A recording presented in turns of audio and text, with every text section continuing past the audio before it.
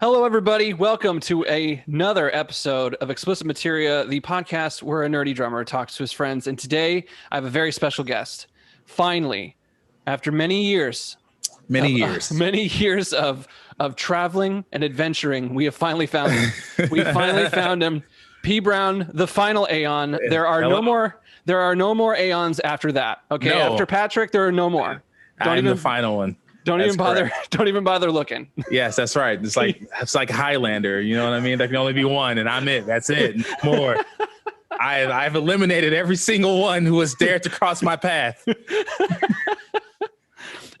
So for those that don't know, Patrick is a wonderful musician, hip hop artist, all around great lyricist, just an all around great dude that I actually met on Warped Tour. And I have a funny story. I want to start the podcast with a funny story of how me and Patrick met. Okay. Boy. And I've kind of went over this on my live stream a little bit, but I've had more time to think about it. And so it probably will still mess up the story.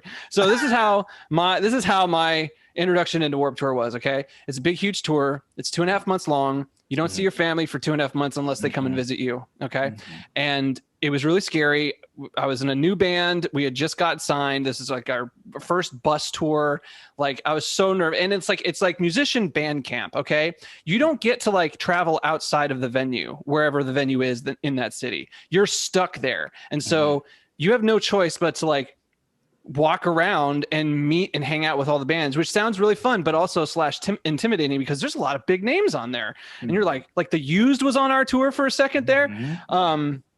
And just so many other people. So our first or second show, I can't remember what it was. I'm just still kind of just like walking around right before the show. And then so I'm looking around and then I see this gentleman in his tent, because we all had tents. So he had to sell merch in the blistering heat, mind you.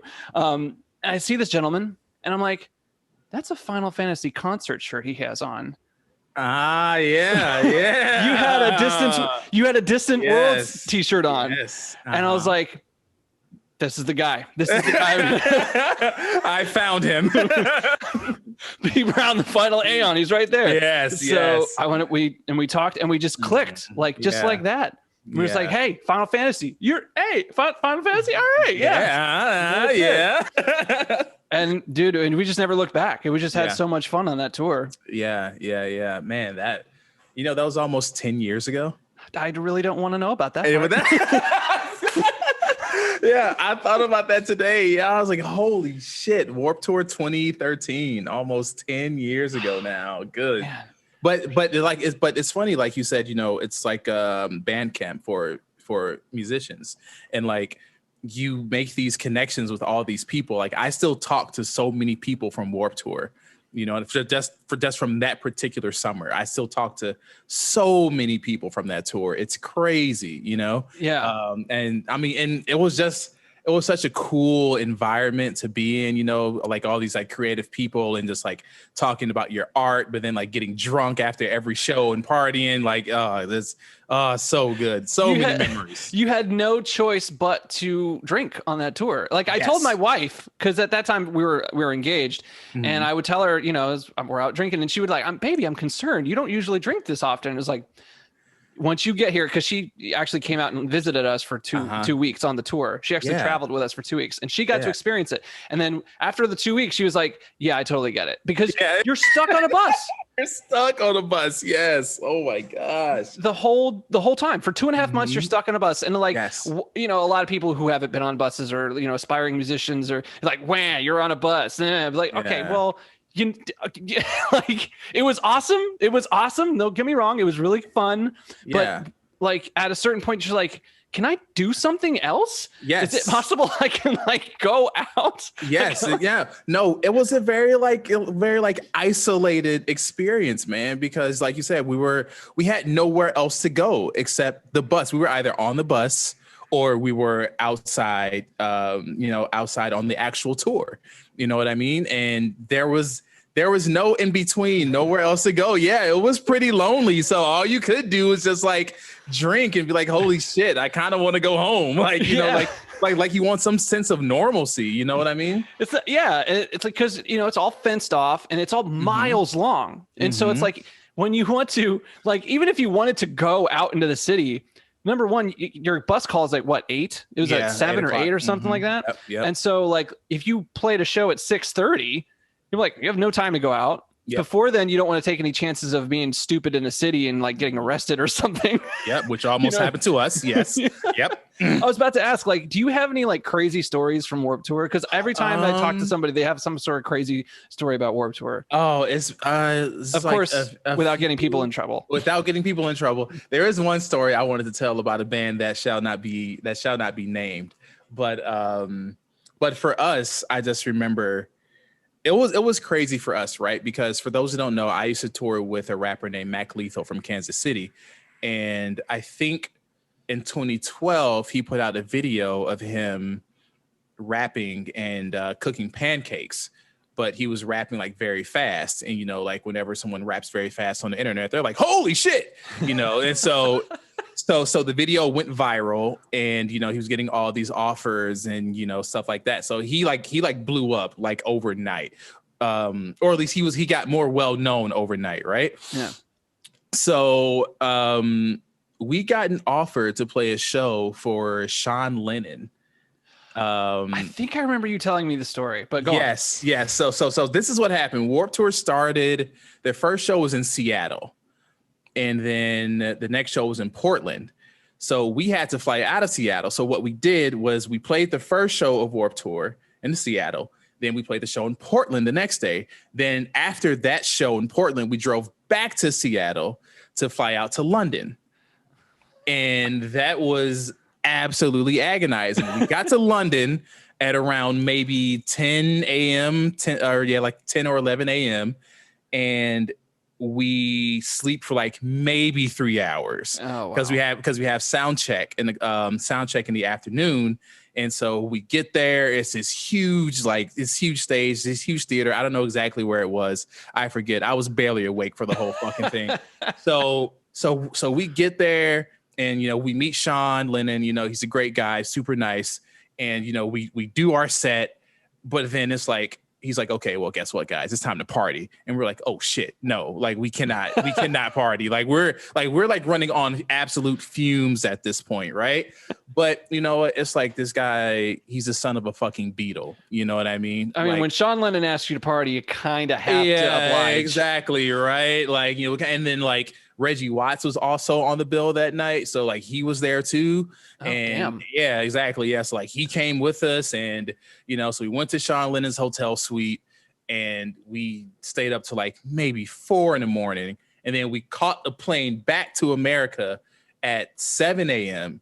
Yeah. And then I think the show was I think Warped Tour at that point, it was in, I want to say San Diego. So we flew into LA and we drove to San Diego, like all within a span of like, I guess 2 days or something like that on barely any sleep. Yeah, it was absolutely agonizing. But that was my first introduction to Warped Tour right there. I was like, Jesus Christ, and I was so exhausted, but and I hadn't even met like everyone on the bus yet, right? So like, like we just like flew in and then we meet all these new people on the bus that we were on and they're like, who are these guys? Like, it was just a whole mess. It's kind of a clusterfuck that first week of tour.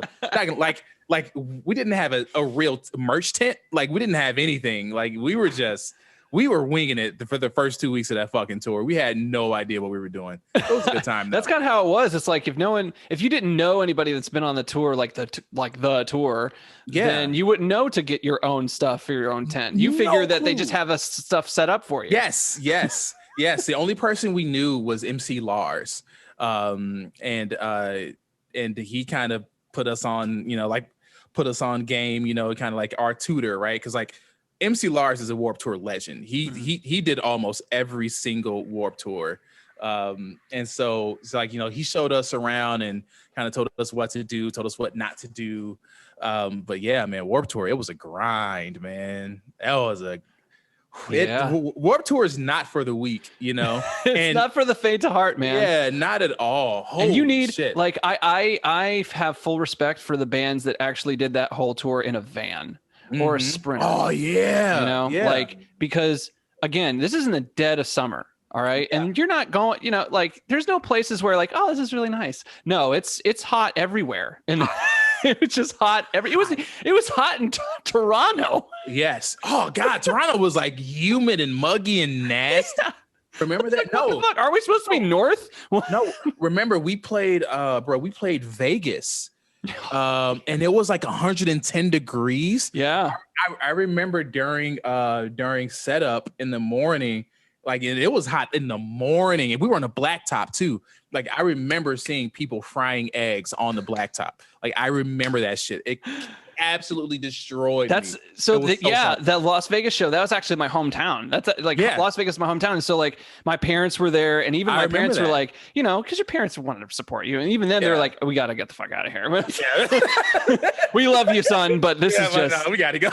I totally get it. But we got, what was funny about that is that we all got to, like, after the show, this is one of the only times we were actually able to get out of the venue and go see my parents. We all drove to my parents' house, and my dad is an Elvis impersonator, and my dad has tons of Elvis, jumpsuits, and so we all put the jumpsuits on and the whole Elvis thing. It was really fun. So good. That was a really fun. I'll always remember that day. It was so hot that I remember I heard someone like either died of heat stroke or they got heat stroke and got sent to the hospital. I really hope it was the latter, but or the former. I can't remember which one goes before former or whatever. Things happen on that tour. Did you know Brian Marquise?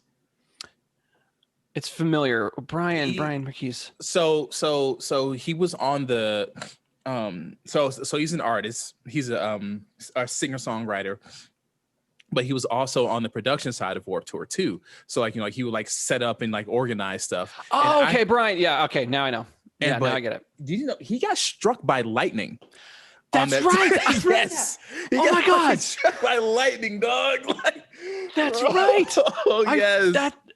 And I remember like they had to, because like when the lightning, because you could play if it rained, but as soon as it started lightning, every show had to stop. Yeah. Yep.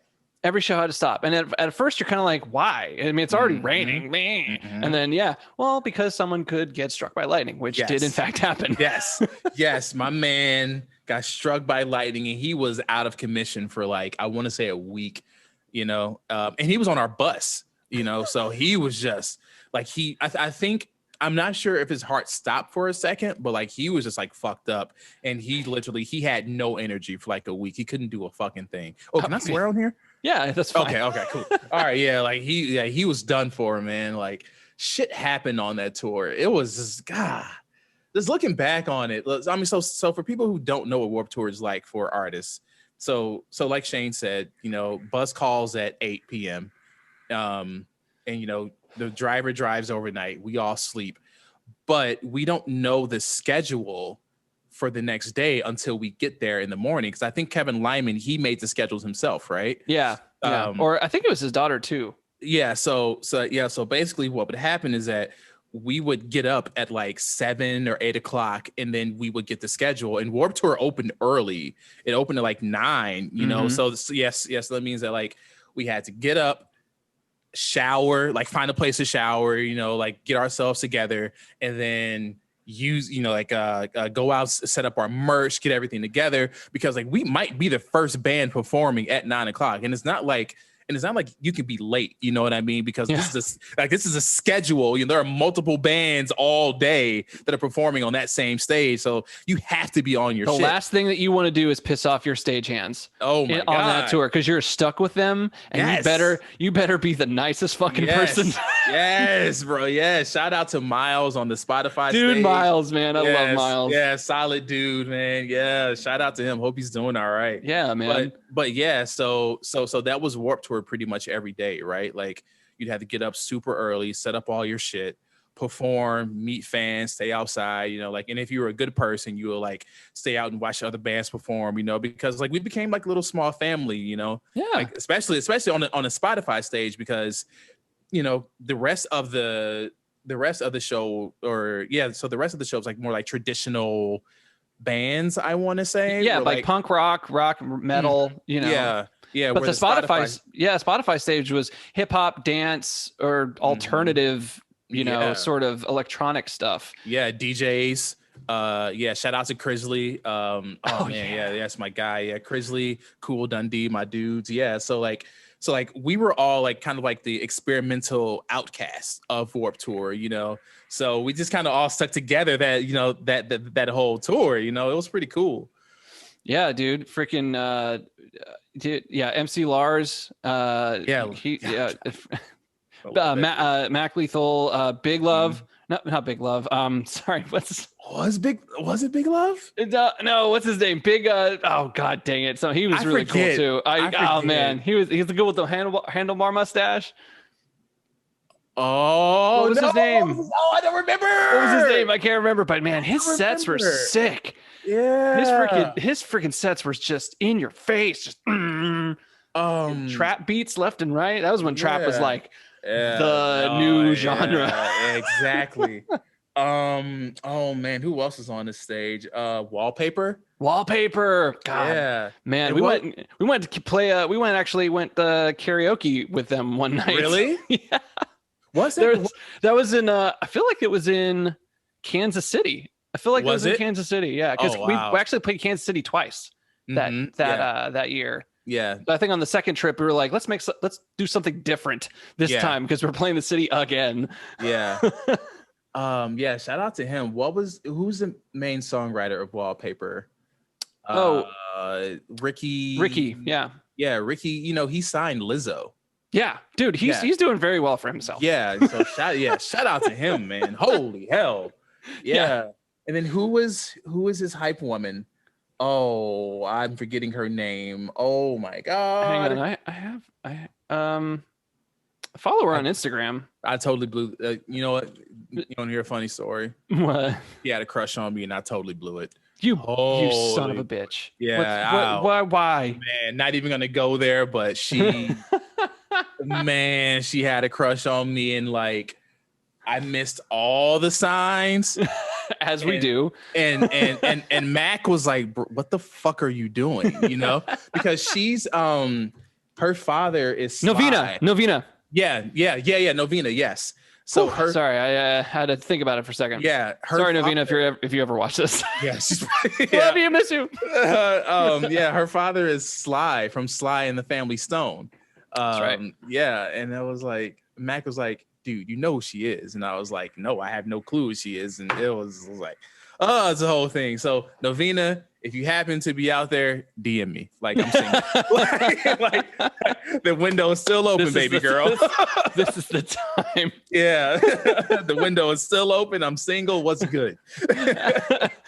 Oh man. So I actually did want to talk to you, dude. So that was Warped Tour, and then after Warped Tour, I didn't really hear from you, and then you put out an EP a couple years ago called Zanarkand, which is awesome because that is a total reference to Final Fantasy X. If anyone's ever known. By the way, Patrick is a huge video game fan. Yes, I am. If you haven't got the references so far, what are you doing on this podcast? So I bought that EP when it first came out, and I just started listening to it again because you're going to come on, and I'm like, fuck, man, this EP, it's only 3 songs, which it needs to be more. Number one. It is so good. It is so, and I'm not a hip hop aficionado. I'm not. I'm more like everything else. I mean, hip hop. I'm just not a lyricist. And lyrics are so important in hip hop. I just don't listen to lyrics ever. So hip hop never. I like the beats. I love the beats. But anyway, but like, I think Arrival is my favorite track on there. Everyone says that. I mean, because it's like 1, 2, 3, 4. Yeah. The beat's cool. Your syncopation on your lyrics is. I like fast syncopated lyrics. I'm not a big fan of the mumble rap. Again, not an aficionado here. I might be talking out of my ass, but like it's got personality to it. And that's because you have personality to you. It's like, I don't know. It's just really fun. It's a really fun EP. Everyone should buy it now. It's on iTunes. It's only $4. That's a burger. Support your small artists, local artists, big artists, whatever. Just buy music. Yeah. Thank you for that. I really appreciate that. Thank you so much. Yeah. Yeah. So about the Zanarkand EP, I don't know when I started writing it exactly. Like I wrote it on and off for like a few years. And that was after me and Matt kind of parted ways, creatively.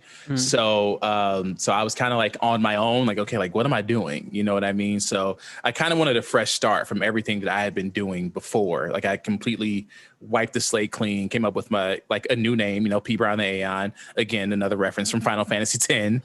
And then I was like, okay, well, since my name is from Final Fantasy X, let me go ahead and just like make a whole like the whole aesthetic after Final Fantasy X, right? So for those who don't know, Zanarkand is a major city in Final Fantasy X, and it all felt very like serendipitous. You know what I mean? Like everything was just going well for me. The idea was there, so I was like, okay, now let's make some songs. And then I started writing the songs on and off, and all the songs are self-produced by me. I made all the beats. I did pretty much everything myself on that album. That's awesome. Yeah, it sounds great. I love the melodies that you put in there. Yeah, because making beats it is hard in itself, but actually making melodies that go on top of it, that's a whole nother ball game. Oh yes, and trust me, we can talk about that.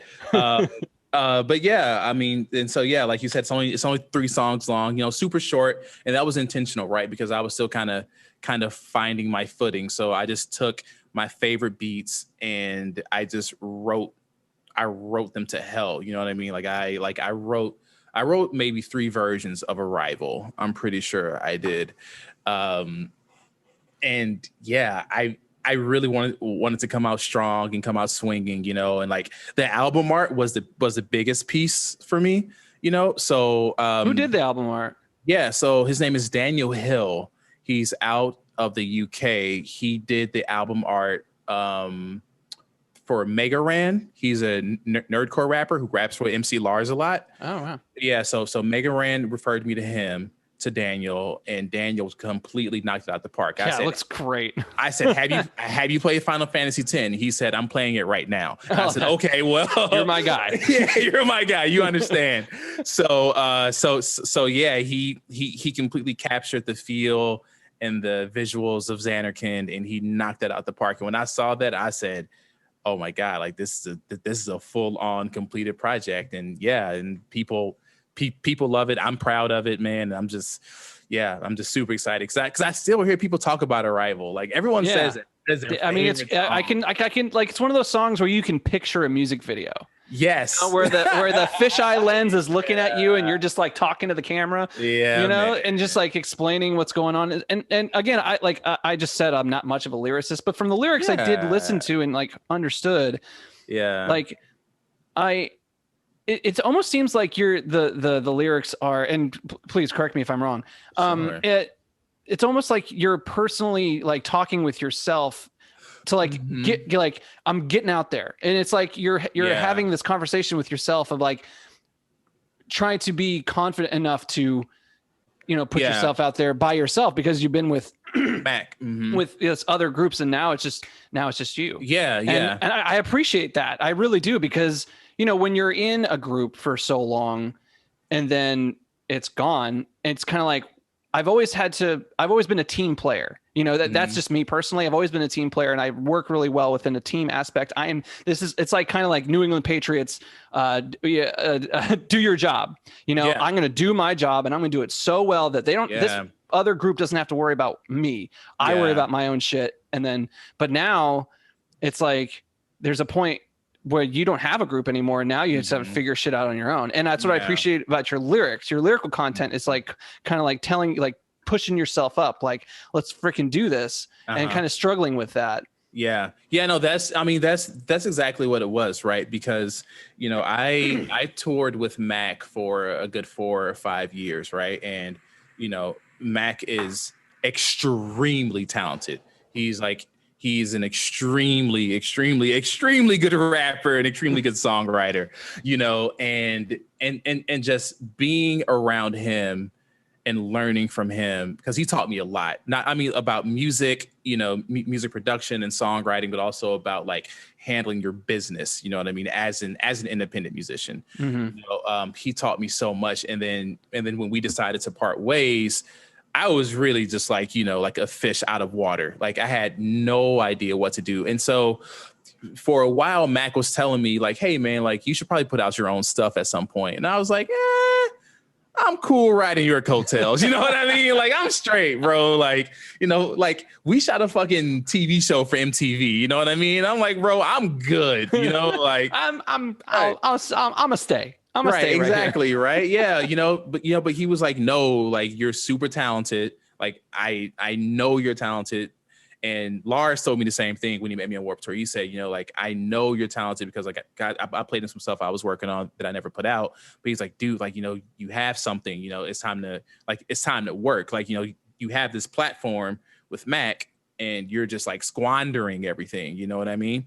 And I was like, yeah, maybe, you know, we'll see what happens. But then fast forward a few years later, me and Mac part ways. So it's just like, okay, I have like, yeah, I pretty much squandered that platform I had. You know what I mean? Like I could have catapulted off of Mac's success, and you know, I could have been more successful. But I was like, all right, what do I do? So I was like, okay, you know what? Now is go time. It's now or never, basically, you know? Yeah. So and so yeah, so that entire album was me talking to myself, and that's why I had MC Lars on the intro. You know, he was like, it's no more Mac, it's just you. What are you gonna do? You know, and it was like Arrival. Okay, well, I'm here. I love that. I love that because it's so personable. You know, it's so personal to especially someone who has confidence issues, which I do too. Oh, and so I can totally speak to that, man. You know, someone being brave enough to be like, I like people tell me I'm good, but I don't see it. You don't see it, yeah. You know, and it's like I admire those people who know they're good, even though they sometimes act like act rude about it because they but at the same time I admire those people that understand that they're talented enough to say, you know, F you, I'm good enough to do this. Yeah. And then that confidence exudes and people are attracted to that. But I also think that people are attracted to being vulnerable as well. And that's what I appreciate about your EP. Yeah, thank you. I mean, vulnerability is a major thing, right? Because like a lot of my favorite rappers, as much shit as they talk, you know what I mean? Because that's rap music, you know? They also have a very vulnerable side. Like, I don't know, have you ever heard of a group called Atmosphere? Yeah, so... Yeah, so Slug from Atmosphere, he's a rapper. He's one of my favorite rappers. He said in the song, the first rule is to keep the verse true. Even if it hurts you, you have to wear the pain like a stain. You know, beautiful. And I was like, yeah, no, that's real. You know, that's super like, real. Yeah, you know, and I was like, okay, so like that's what I want to embody in my music, right? Like I want to be honest with people and kind of show them that like, yeah, you know, like I have these sides where like, you know, like I can have fun or I can talk shit, but also like I'm a real person going through real things and I have insecurities, you know, I have fears, you know, and that's, I think that's very important because people naturally connect with that. And one of my favorite rapper, Tech9, he is the exact same way. Like he's the most successful independent rapper of all time. Like he's always on the Forbes list. He has millions of dollars, you know, but so like he talks a lot of shit and he can talk a lot of shit, you know, he's earned that. But like he always talks about like his wife and his kids and how like he's not a good father to them because he's always on the road and stuff like that, or like his issues with like drugs and partying and stuff like that. And like I listened to Tech9 for the first time in 2002. I know his story all the way up until this point. Like I know who he is. And so like even though like I don't listen to his new stuff a lot, like I still respect him because I know him and I will always support him because I know his story. And so when people listen to me, I want them to know my story, know where I've been so they can see these different phases of my life and my creativity. You know what I mean? Yeah, absolutely. Yeah. Dude. Yeah. man. Sorry if I was rambling. No, that was beautiful. Like, because you know, it's just kind of funny if you look back at the history of rap, which I am again not an expert on, but from my cursory understanding, there's always evolutions in every genre of music, right? You know, it's like in the 80s you had, you know, hair metal, whatever, and then it transferred into more hard rock, and then it, you know, in the early 90s when hip hop was starting to hit its thing, it was all about like, you know, it was all about intensity and just like gangster rap came in, and it was just and now it's sort of it's turned into like more self-reflection, you know, and that's popular. And I think that's just really, it's just interesting to think about, like how the evolution of all, you know, just genres of music happens. It's weird, right? And it's coming back. It's coming back now, like freaking apparently like Blink-182, that style of music is coming back because what's his name put out I think he's a hip hop artist, and now he put out a punk album. Oh god, we saw him on MGK. Yes, Machine Gun Kelly. Yeah, and it was like, he was on SNL. I was like, what the wait, this is like pop punk. This is like the music I listened to when I was a kid. As a teenager. Man, it all ends up coming back around, you know. I mean, that's just, that's just the nature of, that's just human nature, right? You know, like what's old is new, you know. It's gonna always be remixed and reinvented, and like, you know, that's why I don't really give much thought or much attention to the conversations like, you know, like music is so bad right now, you know, and it's just like, it's mainly old people saying that because the music that they listen to is no longer relevant. It's phasing out, you know, but it's just like, nah, man, like music is always in a good place because it's always evolving and it's always changing. That doesn't mean you have to partake in it. You know what I mean? You can appreciate it's okay to appreciate more than one thing. Yeah, exactly. Right. And the thing is, like, if you're like so like in love with hip hop, just like appreciate that it's still going strong. You know what I mean? And people are taking all of these like creative risks, you know? And so that's how I see it. Like music will never be dead. Hip hop will never be dead. Pop punk will never be dead. It's just like, it's all just going into these new places, you know? It ebbs and flows. It always finds a place. Yeah, you know? Exactly. Yeah. So like, are you going to make another EP? Is there any plans down the line? Or like, what's going on? What's going on there, man? Because we need it. The people need it. So here's the thing. I finished my next EP. I finished it last Saturday. Oh, yes. It's going to be love. It's going to be themed around love. So I'm not going to say the name of it right now, but there's going to be a bunch of love songs. So it's going to be very fun. It's going to be very okay. Fun. Yeah. I'm down with that. Yeah. That's something that will never die. Songs about love. Well, yeah, exactly. I mean, so the thing is, like, you know, I listen to a lot of R&B. Like R&B is really the root of my songwriting, especially R&B from the 90s. So I was sorry. Yeah, exactly. Right. All for one. Yeah. So I said, you know what? Like, how can I turn into like an R&B singer, but in my own way? You know what I mean? Or like, fascinating. Or like, how can I talk about like love in my own way, and that kind of like that self-reflection, you know, honest, vulnerable, but also like having fun. So again, it's going to be short because I like making short projects. But they're going to be phases to those songs that I think people will appreciate. So it is done. It will be out hopefully within the next few months. So # more to come on that. That's great news. I'm excited. I do want to say I do have one song coming out very soon, and it is about my adventures playing D&D with my friends. Oh yeah, no, let's talk about that. Okay, let's talk about that. So let's move on. We went on from music, your EP. Now we're going to talk about video games. Now we're going to nerd out. Okay, let's nerd out. Your whole thing is like Final Fantasy X. Obviously means a lot to you because is that your favorite? No. Okay, which one is your favorite? My favorite Final Fantasy. You can have multiple. It's fine. There are no rules here. Yeah, I know. 10 is not my favorite. 7 is definitely my favorite. 10 is second, and 8 is third. Which one is your favorite again? Final Fantasy 7. Oh, okay. Yeah. All right. Yeah. Okay, wait. Were we talking about Final Fantasies or video games in general? No, just Final Fantasies. Okay, yes. Now, your favorite video game, that's we're opening up a broad spectrum now. Yeah. No, I know. No, so my favorite video game of all time is Comic Zone. From that's right. Comic Zone is my favorite game of all time. It's that game. That was such a cool game. Like, it was very inspired.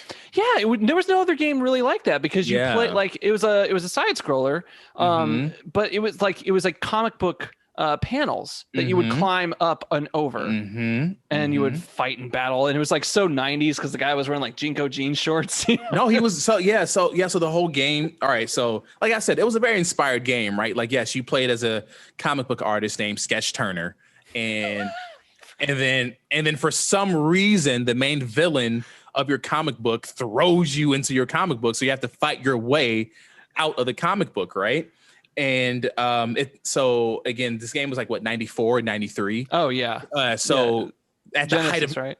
So at the height of grunge, so the game takes place in Seattle, and your guy is a typical grungy white dude, but he knows kung fu, right? Because of course he knows kung fu, and so so you're fighting all these dudes doing kung fu, and then like your pet rat has like. He can shock people, like he spent some time abroad at the Shaolin Temple. That's how he knows a little bit of kung fu. You actually go to a fucking Tibetan temple, and there's like a tournament there that you fight in. Oh, that game is so sick, man. Oh, it's so good. And the thing is, like, and it has like a grunge pre-new metal soundtrack too. It's so tight. Everything about that game rules, man. But yes, that is my favorite game of all time. Yeah, like back in the day, like they took a lot more risks with games like that, where they just like made no apologies. They know it's ridiculous. We do not care. Yes, exactly, man. Like those are some fun times. Nowadays, you kind of have to explain why people have powers, and then you got to take the time. And you're like, yeah, it's like, who cares? Yeah. I blame Lost. I blame the show Lost for all that. Oh, really now? Yeah. Oh, that's a hot take. Why do you blame Lost? I mean, I love Lost. I love Lost. Me too. And it's because like it is the first time that I remember the audience questioning everything about it, because all that show was about mystery, and it was a mystery that just hooked you like the first episode. Yeah. And then from then on, you're like, where the hell the polar bears come from? And so they threw in so many things that you're constantly questioning, because it's also set in like a sort of reality, Who knows? So it's kind of like, okay, if we're dealing with the same laws of physics here, why did this happen? I want to know why that happened. Yeah. Because now we're dealing with is it magic? I'll take magic. I'm fine. Sure. Yeah. But if it's science, I'd like to know the science, like give me a good science. Yeah. About what is the Dharma Initiative? What is the Dharma Initiative? Exactly. Oh man, we actually, me and the wife, we actually just watched that show not too long ago, and I gotta tell you, man, it's so much better binging that show as opposed to how we watched it when it first came out, because there was no Netflix back then. There was no like, you'd either have to wait for the DVD box set to come out to binge it, or you just do it like regular and just wait every week for the new episode. When you had a week long to think about that last episode, you totally forgot about all the other past episodes. But when you binge a show like that, you're just quick fire. Like you remember. And so it's and like when the ending came up and there was a big to do, everyone hated that ending. And I'm sitting here thinking, I cried every time that ending comes up. I cry every time. It's beautiful, man. It's very beautiful. Like they all waited to go to the next phase of their existence together. Like, come on, man. That's heavy. Yeah. It's heavy shit. If you're afraid of death, then you're gonna cry. Yeah, that is heavy right there. But whatever, people, you can never please people, so whatever. But anyway, yes. Yeah. So we were on video games and nerdy things other than Lost. You also have a D&D group that you play with your friends. I do. And that's really fun. I actually don't partake in D&D. I just don't have the time. I just never really got into it. That's just kind of how it is. But I followed I got a new TikTok account, and so I scroll through there, and like D&D, I'm really fascinated by it. Yeah. Because like people like take it really, really seriously. Yeah. And it seems like so much fun because you're just basically just role playing with friends, and yeah, it's just yeah.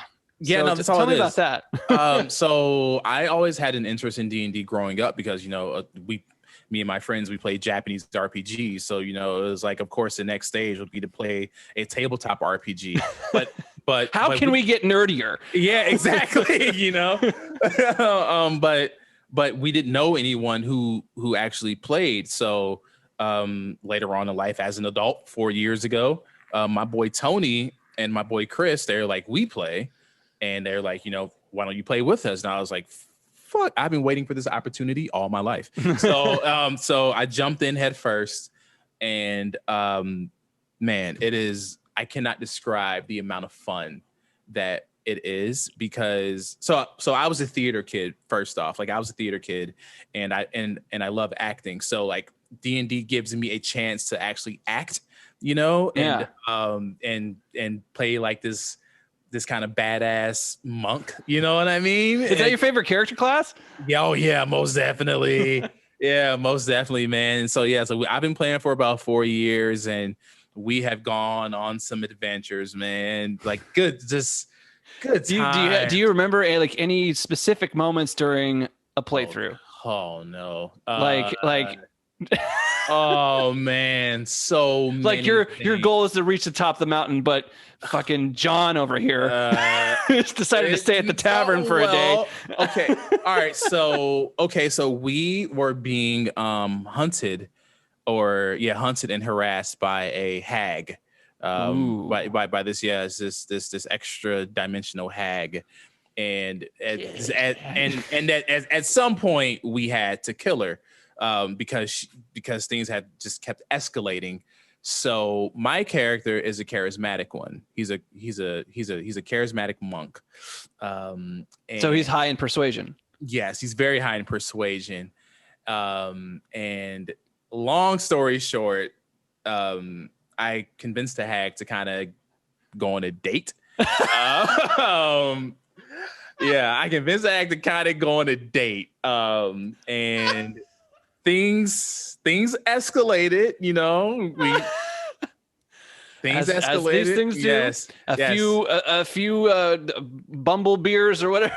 Yes. Whatever medieval beer. a few glasses of mead, you never know what might happen, right? So we had those glasses of mead, and we went back to my hotel room, or my room at the bar at the inn, at the tavern, and I'm not gonna say what happened, but I ended up dead. Like, I ended up dead, and my friends killed her. I'm not gonna get into any more detail than that, but that's exactly that. That was the end of the hag. We defeated her after years of her chasing us and harassing us. That must have been the funnest thing for the game master. To be like, okay, I did not see this coming. Yes, he was very confused and kind of uncomfortable, because the thing is, like, he plays as the hag. He plays all the characters that we're not. Yeah, and so it was, oh man. Yep, I'm not gonna say what happened, but I ended up dying. So, oh my god. Yep. Yeah, I'm gonna have to partake in one of these. I'm gonna have to tell Ash, like, look, babe, I'm gonna be gone for like 3 hours because I'm gonna take the Zoom call. We're playing D&D. Yeah, it's so fun, because it's just like, the limit is like your imagination, basically. Yeah, there's you have a certain set of rules, and then but that's it. I mean, it's like you can't, if you roll higher, and whatever. It's like you have your base levels. You write down your base levels: persuasion, charisma, strength, defense, that sort of thing. But other than that, it's kind of like you could do whatever you want. You can do whatever you want, and you just run with your imagination. I think that's it's beautiful. And so that's the thing. Like, we were like, okay, the best way to defeat this hag is to get her, defenseless. And it was like, okay, how can we get her defenseless? And it was like, well, Malakir, my character, he's a attractive and charismatic one. So I mean, go on a date and we kill her. I'm like, oh my God, it's weird. But yeah, that's exactly where that game. I love the plan though. The plan is a good plan. It went a little haywire. It went so haywire. But yes, so we've been playing that campaign for about 4 years, and it's actually ending pretty soon here because we just got to our big bad. Oh, right on. Yeah, very exciting. So I'm just picturing like you as a cool monk walking through the tavern. It's a busy tavern, but there's behind you is a wench, like as a hag. And it's just like, well, she was in her hot form. At that point. Okay, yeah. So that's one of those hags. Okay. Yes. But then she showed me her inner beauty, and things happened, and I didn't live to see the rest of the night. Let's just say that. That's amazing. Yeah, man. Oh my God, I'm so glad I asked that question. Out of control. Shout out to Order of the Shade Heart. That's our party's name, and so yes, you will hear more about our adventures probably within the next week or so. Have you ever thought about do you guys do it all through Zoom? No. You do it. Okay. Mm-hmm. You ever thought about on your next campaign, somehow putting it on YouTube? Because that's getting really big right now. # more to come. Oh, okay. I'm excited now, dude. That'll make my day. # more to come. I don't know what I'm at liberty to say because our DM is he's the guy behind all that. So # more to come. Oh, I love it. Yeah, I love it. Oh man, that's so exciting. Okay, so you said your favorite Final Fantasy VII. So I take it. We never got to talk. Last time you visited, the 15 had just come out, and we talked 15, about that. Yes, we talked about 15. Now 7 remake is out. You played it, I'm assuming. Oh yes, I played the hell out of it. Is it amazing? It is. Did it disappoint you? No. Okay. Absolutely. All right. We're in the same boat. Yes. It was incredible. Yes. The ending threw me for a loop, but I said, you know what? If this is where we're going, let's get crazy. Oh man. I don't know if you have been keeping up with my podcasts at all, whatever, but I found this guy named Sleep Easy, and when 7 came out. All right. And it was like a month into 7 coming out and people were talking about the ending. I finally played it and it was like, what does this ending mean? And then I'm on Reddit and then someone said, hey, you should check out this guy, Sleep Easy. He has these theory videos and I checked them out. They're like an hour long, but as soon as the video starts, you're in, and he's a theorist now. And that's what he does. And he's become huge because of it. He was kind enough to come on my podcast and we've actually become friends since, and he's been on podcasts a couple times. We just talk about video games and hang out. And he's a really cool dude, but he's the way that he takes a narrative and is able to pick apart these things and then tie them together. It's I can only imagine his room is just a bunch of yarn just strewn about like an old detective. It's this is from It's Always Sunny with Charlie, just making everything. Yeah. Power to him. What a hero. I know.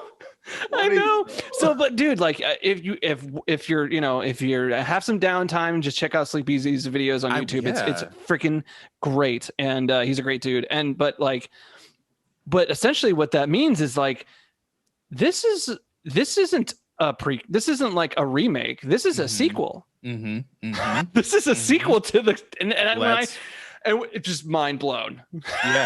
Yeah, and that's what I'm saying, right? Because so Final Fantasy VII is available on every single platform to play, right? So the thing is, what would they have to gain from remaking that game, 1-to-1? Let's retell the story and then let's get weird with it, right? Yeah. Let's turn it for it. Yeah, let's turn it into a full-on sequel and change some things up or explore some things that we may not have been able to touch on before in the world in general, Yeah, or rehash some things that didn't land very well, Dirge of Cerberus. People hated that game. Yes. But there are some things in there that play well with this new retelling of 7 Remake. I haven't played the Intergrade yet because I don't have a PS5. Yeah. Same. So I can't wait to get into that if I ever, have $500 extra, and not broke. Yeah, right. Can I just not be broke? What's it like to have money? Like, how does that feel? Right. So, or like I could get a credit card and just go down, but I've done that before, and I don't want to. Yeah. It took me forever to climb out of that hole. Never doing that again. Never doing it again. The things you learn when you grow up, kids. Don't get credit cards. Don't get credit cards, and if you do, make sure you pay it off immediately. Yeah. So interest, baby. Yeah, that interest will kill you. But you know what? Like at the same, like I remember getting I got like 3 credit cards. I went nuts. It was right after my like first band broke up, and I was like, I told myself I was going to invest in myself. It was one of those times where I was like, you know what? You gotta use money to make money, that sort of thing. And so for sure. I went to Guitar Center, bought a computer desk, a computer, speakers, some other like a keyboard and whatever. It was like $5,000 worth of stuff all on a credit card. It's like, fuck it, I'll pay it off, whatever. I'm going to use these things, and I still use them. And cards paid off. It only took like 20 years, but hey. Yeah, no, I hear you. I did the exact opposite. I got a credit card the day I turned 18. I got approved for $500 and I bought an Xbox 360 that day. Hey, you were going to use it. That's something you use. Oh, okay? You damn right I did. I had a great time. Dude, you want to hear how stupid I am? So my 360 story, I bought a 360, but how I bought it was I traded in check it out. Fucking idiot. I'm an idiot. I traded in my PSP. My original PSP. I traded in my Dreamcast. Like an idiot. Because I was so excited to play Halo with my friends. Oh yeah, sure. Halo was powerful though. Halo was Halo was that was a juggernaut, but boy. Yeah, that Dreamcast, I know that hurt. Looking back, I know that hurt. It did. It did. I bought another one eventually. Did you? Okay. Yeah, it's sitting in my house, but like that whole like ever trying to find a Dreamcast after that was really tough. Yeah. God, Dreamcast, rest in peace, huh? Yeah, right. Yeah. What a man. So yeah, remake. Yeah, it blew my balls off. It really did. Same here, man. Same here. I loved everything about it. Like, I came in kind of skeptical. I was like, how can they live up to the legacy of Final Fantasy VII? And then, as I was playing it, I noticed that, they had to change a few things, right? Because the gameplay design was very much a product of its time and the technology they had back then. Yeah. So they had to change some things up. I didn't have a problem with it, but still the quality and the production value of the game was so insanely high. Well, you can tell also, you can tell too, I heard someone say this, but I was like, this is so true. So you could tell the people who worked on this game truly gave a shit. Oh yes. How many games have you heard of like people that just like things fall through the cracks and like, yes, we have to release free DLC to make up for the shitty game that we just released. And like, you can tell that there was too much crunch. There was too much stress going on. It just felt like, did you realize that when 7 Remake came out, and I want everyone to understand this, like this is very rare in today's video game world. Okay. Let's hear it. Fucking the game came out, and we didn't have to buy a huge, or we didn't have to get a huge patch right afterwards to fix things. Like we had a patch, of course, that was like the day one patch. Every game has a day one patch. But after that, nothing. That's it. Yeah. That was it. The game was there. That is so incredibly rare, because every time you buy a game, you get the patch and you're like, okay, I can play the game, and then glitches, and then you're just like, and then you go on the forums and everyone's bitching, and then it's like the patch comes and then it fixes the major flaws. No major flaws in Remake, and that's because the people who worked on it gave a shit. They gave a shit, yeah, man, and they put their heart and soul into that, and like. The remake actually gave me one of my greatest gaming moments of all time that will always stick with me. The Airbuster fight. That fight was so good, and the music. Have you heard the soundtrack? Yeah. Yeah. So they redid the boss fight music just for the Airbuster fight. And it's 7 minutes long, and it's like, it's up your alley, man. As a drummer, dude, like it's plenty of double bass. Oh, it's like, so good. And the guitars and the choir, but then also the fight itself, right? Like, you know, it escalates so much because you're fighting the airbuster and then he blows up the bridge and then everything's on fire and it's the most epic shit. You know what I mean? And I was floored the entire time I was playing it. And so yes, that moment, top 3 gaming moment of all time for me, easily. Yeah. And you're right. It's like, I mean, so many things could have gone wrong because you're dealing with one of the most beloved games of all time that you're deciding to modernize. Yeah. And so there's so many things that could go wrong. Like, for example, I'll give you an example, like Resident Evil 2, they remade and they did fine. Like, everyone loved it. But then they remade Nemesis #3. Yeah. And I never played it, but apparently something went terribly wrong with Nemesis. Yeah. And apparently people freaking freaked out and said this game is trash. Yeah. This game is awful. And that could have easily happened to 7 remake. There's just, why would you do such? Why would you even touch it? If it ain't broke, don't fix it. Right. Exactly. Yeah. And so that's what I was saying earlier, right? Like when you remake a game like Resident Evil 2 or Final Fantasy 7, you have to try to do something new, right? So like with Resident Evil 2, they did the right thing. They just remade the game from the ground up and they modernized it. And it wasn't an exact one-to-one copy because, like, who wants that? You know what I mean? Right. Like, yeah, you know, no, we don't need that. You know, like the foundation of the game was there. Just build around that, modernize it, and just go fucking ape shit. And that's exactly what they did. I mean, Resident Evil 2 is that. I think that was like probably my game of the year when it came out because it was that. Oh, that remake was so good. Oh, it's fantastic. Also, Mr. X gave me nightmares, but that was my fault. Well, no. So the thing is, like, I smoke a lot of weed, by the way, and so the thing is, like, I was very high when I was playing that game.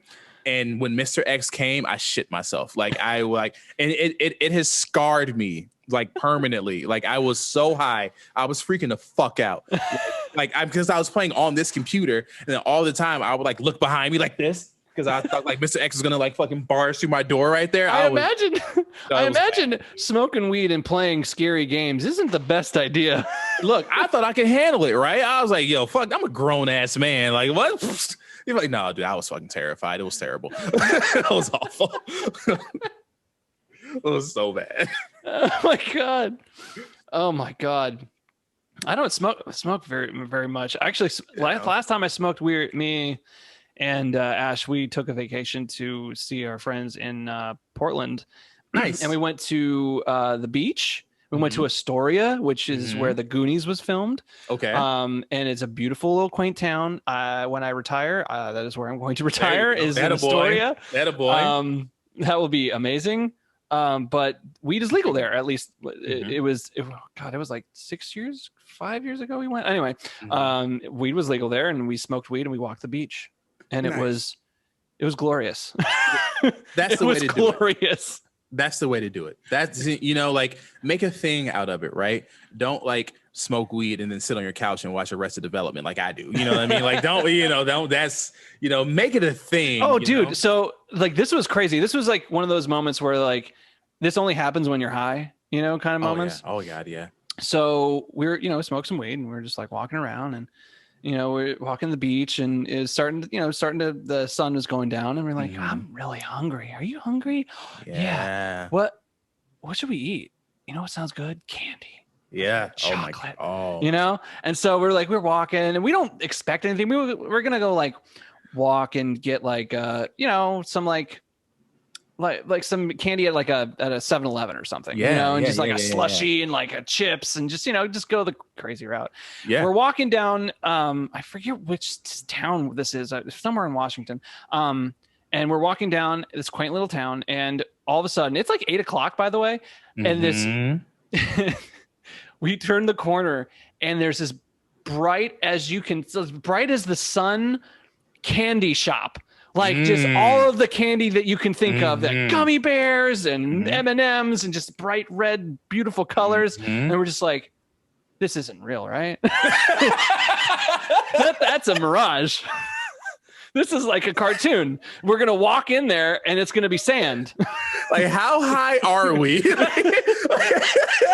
Yes. Yes, I love it. I love it. And it's like you have that feeling like everyone knows you're high. Oh yeah. Oh yeah, most definitely. We're just walking that candy store like a kid in a candy shop. Yep. Mm-hmm. Oh man, we got so much candy that day. I'm so happy to hear that. that warmed my heart. There you go. That's how you do it. That's how you smoke weed as an adult. You get high and you go to a fucking candy store. All right. Yeah. And it was so funny because we're so old and responsible human beings that we were, as we were smoking on the beach, we were wondering and it's totally legal. It's totally legal. But we didn't know if it was like legal to do outside. We didn't know if there was rules, and we're just kind of hiding, just totally being just suspicious as all hell. Just being put your hood up, Right. And everyone, all the locals are like, look at these fucking weirdos. You know they're not from here. It's like, you can just smoke that, you idiot. That's fucking great. Hell yeah, man. Oh man, that was such a good trip. Yeah. That again. Yeah. Dude. I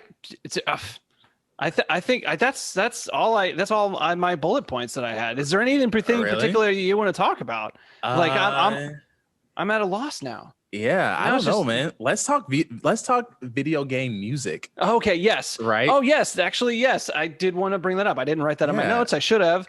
But, you are a musician. I'm a musician. And what fascinates me about artists in general who are also fascinated by video games, I want to know the sort of what hooked you as an artist, as a creative person about video games. What was the game that you remember that you were like, okay, yeah, this is me now. This shit right here is what I'm all about. Fuck, what a great question. There are a few games, right? Because they happen at different phases of my life. So as a little kid, it was Sonic 2. Oh, right? Yeah. Yeah, the music absolutely, it just, I hadn't heard anything like that in my life, right? Sonic 2 is a reason why I became a musician, because I wanted to make music like that. Yeah. So Sonic 2, as I got older, and the PlayStation came out, Metal Gear Solid. Oh yeah. Yeah. Good pull. Yeah. Metal Gear Solid is the game that kind of made me grow up in a way, you know? That was the first game that I can recall, and probably objectively speaking, it might have been the first game to ever mix action-based cinema with an action game. But it was so good. It felt like you were playing a movie. Yes, and it was so good. All the voice acting, that game. And then Final Fantasy X, that was the one too, right?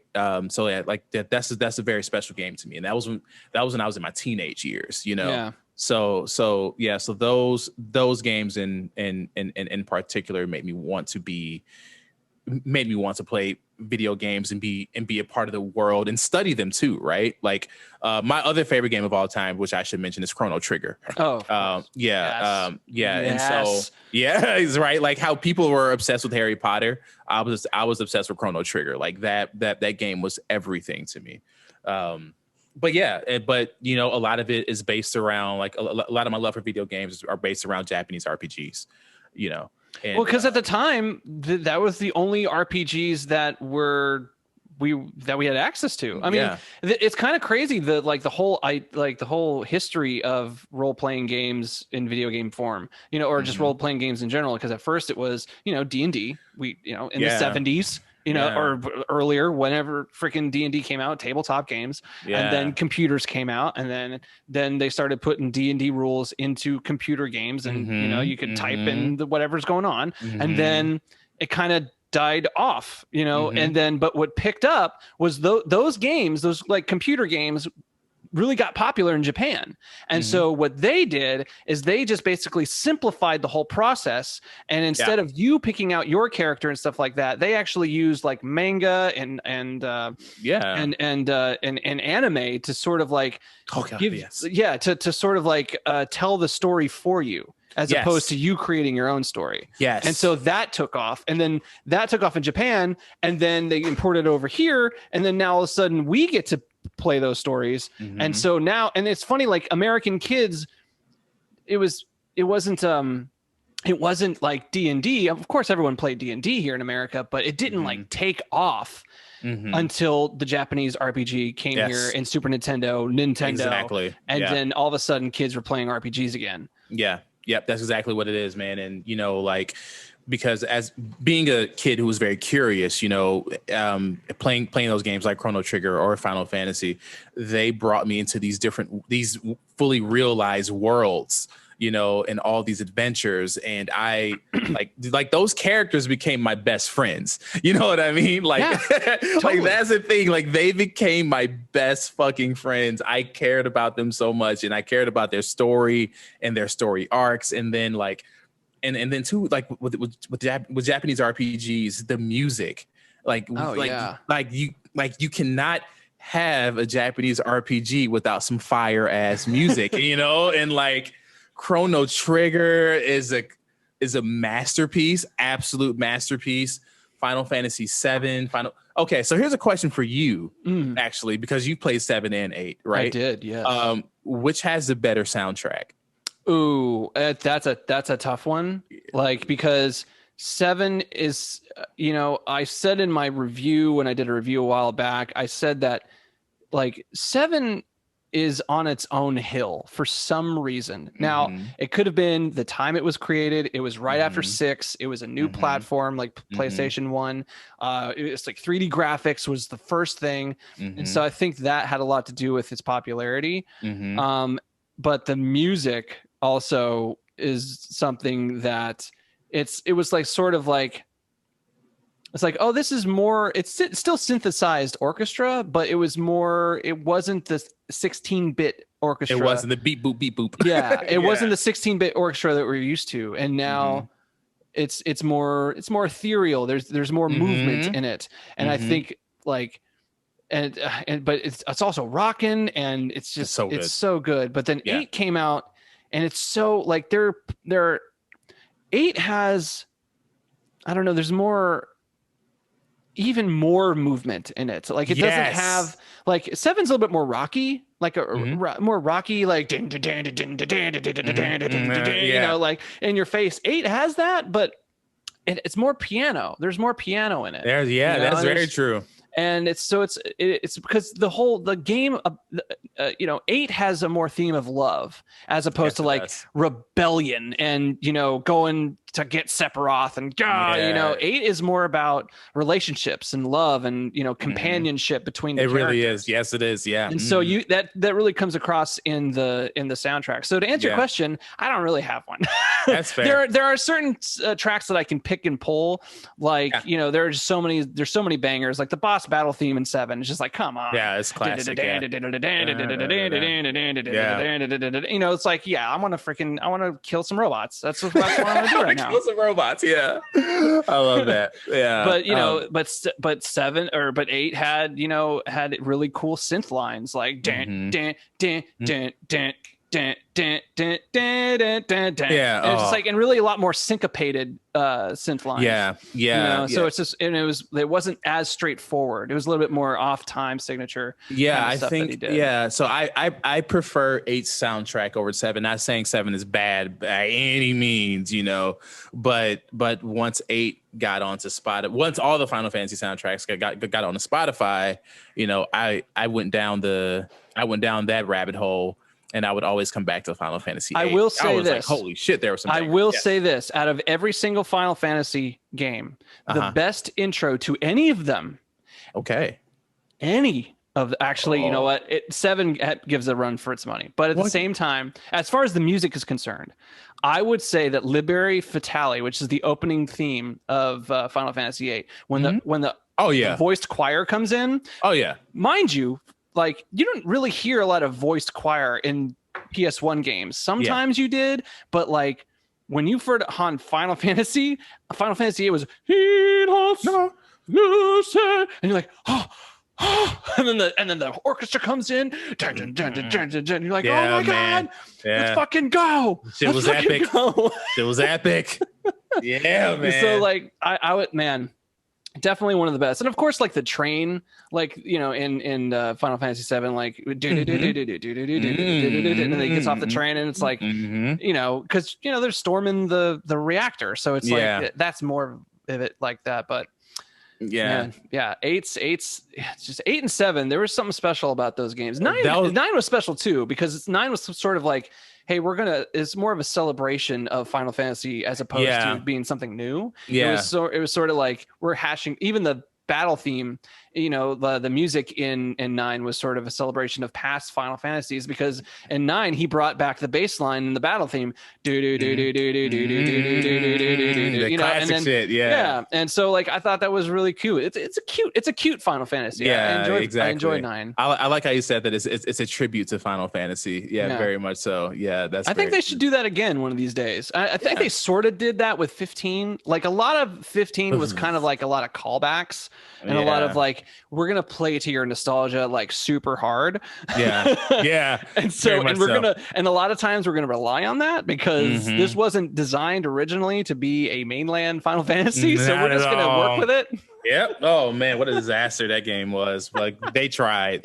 Power to them. I didn't mind it. I kind of enjoyed it for what it was, you know? Like it was one of those moments where it's just kind of like, it was kind of like when 7 Remake came out. It's like, well, it could be really bad, or I could just, you know, suck it up and just be, you know, thankful that this game exists. Yeah, that exists. Yeah, sure. Yeah, for sure. And so like 15 came out. I enjoyed it for what it was. I was trying to, you know, like, and plus too, I think with 15, I was reading the backstory of how it was all being made. And I think Nomura gets a lot of shit because he has really wacky ideas, especially when it comes to like Kingdom Hearts and stuff. And he gets a bad rap because of that. But like he should. Dude, if anyone's playing Kingdom Hearts 2 and 3, oh my god. Yeah. Well, at least 2. Like 1 was okay.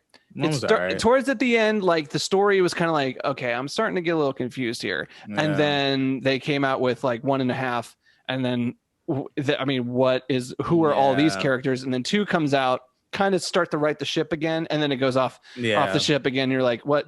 Who are? Why do you have 2 characters that look the same, and they have the different names, but they're the same person? But I don't know. Heartless nobody. Blah, blah, blah, blah, blah, blah, blah. Or it's the same issue I had with 13. I don't think Nomura did 13 actually, but with 13 it was like LC and LC and Nissi and a C, and it was just too much. It was too much, man. It was way too much. Let's keep it simple. We got magic tech armor, magicite, and that's it. That's all we need. That's all we need. That's 3 things. Man. That's Final Fantasy 6 references for you. Meat and potatoes of Japanese RPGs is all we need. Keep it simple, but you know, whatever. I mean, they took a risk, whatever, you know, good for them. Yeah. Right. Another thing about 8 that I talk about too is like they took a big risk with 8, because with 7, when 7 came out, like, dude, that game took over the world. It did. For like, people were going out on a limb and saying it was the best game that's ever been made. Yeah. Ever. You know, and they might have been right at that time. You know, like that game, just like the commercials that came out for it, and just like the I remember hype. I was like, what is this? Dude, they put so much money into marketing in that game, and it just sold gangbusters. And then they come out with 8, and it's a completely different beast. Yeah, it's not like 7 at all. Like like all the mechanics are different. The characters there's some similarities between Squall and Cloud, but you know, there's brooding the brooding protagonist kind of thing. It's like, I hate the world. This is an obvious defense mechanism. Don't love me, but I want to be loved. You know, but like for a big company like that to take, you know, a big swing right after they knocked it out of the park, you'd think they would do big company thing and do the exact same thing, but just a little different. Keep a lot of things the same. Like nothing in 8 is similar to 7 a whole lot. Like the backgrounds, the backgrounds are pretty much the same kind of, not the style. The style is different, but it's 3D rendered backgrounds. Like they changed the size of the characters that would walk around. Like they actually look like real humans as opposed to you know shapes with eyes. Yeah. just walking around. Just It was very cute. Yeah, it's very cutesy. God, You know, and so it actually felt more cinematic as opposed to video gamey. And it was so fantastic. It was great. It was. Oh, I love so it. good. People hate that game. A lot of people. That's like split the fan base in half on that game, and then. Nah, I mean, I loved it. I loved it. I loved it for what it was, man. Man. I have that holds a special place in my heart. It really does. Yeah, for me too. Yeah, because it was so different. Yeah, like you said, it was such a turn from Final Fantasy VII. Because I mean, like again, what would be the point of doing something the same? Again, right? Like, they could just make Final Fantasy VII 2, right? And that's something that I appreciate about Square for what the Final Fantasy franchise is, that each one is different, and that's what I want, right? Like I want new experiences, but I wouldn't mind Final Fantasy 10-3. I would like that a lot. Like that'd be cool. There's some like 10 is really cool. Like there was something about 10 that I didn't enjoy very much was the ending, and spoiler obviously, but I didn't like the ending. Like the ending really left me having like a bad taste in my mouth. And I think that's because I do not like it when the fate of the main character is left ambivalent. I do not like that. I don't like that because what you're doing, I see what you're doing. You stop it, because what you're doing is you're setting up for a sequel, and a sequel did come out that I never played because I was like, I'm not falling for your game. You make the game that I want, and you make it have a conclusion. You don't do this fucking sequel shit. I agree. And so I really haven't really gone back to 10 after that, but. 10 was a special game. It was the first Final Fantasy on the PlayStation 2. Yeah, no, it's funny you say that, right? Because I ignored that part basically, right? I was like, okay, that was just a little tribute to Tidus. His name is Tidus and not Titus, whatever. But is it Tidus or I thought it was Titus? Tidus. No, it's Tidus. It's officially pronounced Tidus, and it's like, really? But you couldn't have made it an I. Right. This is ridiculous. But the thing is about that game that was really cool is that yes, Tidus ended up dying, but that's because he never existed in the first place, right? Yeah. Like that was super cool. Like, usually if the main character dies, it's like some noble sacrifice or something cheesy, but it was like, no, he never existed in the first place. And holy hell. Yeah, so that was really deep, but yeah, it's really heavy and it's really sad. And because the reason why it's sad is because 10 is another game in which they focused on a love story between the main character and the love interest, which is Yuna and Tidus, right? Yes. And so you get invested in this relationship. You're like, they finally love each other. They didn't see eye to eye at first, like every other fucking love story that ever existed. And you're like, you get to the end, you hit the big boss battle, and all of a sudden, like they lay it. It's like, turns out they're not going to be together unless you buy 10-2. Yeah, they could come back together. Come on, don't you want to buy this? Yeah, don't you want to buy 10-2? No. So I'm kind of like, I'm not a fan of.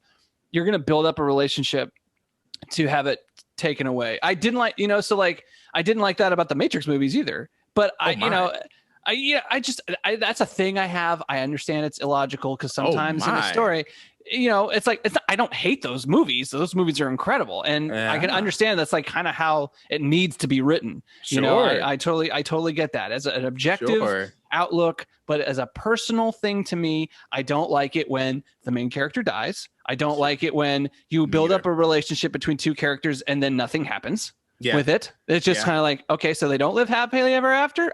Maybe I'm just old school. Maybe I'm just old school like that. That's fair. I just want to see two people get together and be happy. Is that too much to ask? Yeah, no, no, but this is real. This is about real life. Like, no, it's not. This is a story. This is a fake story. Nothing's real about this at all. If I want real life, I'll turn on the news and be like, oh, life is shit. Okay, back to my video game.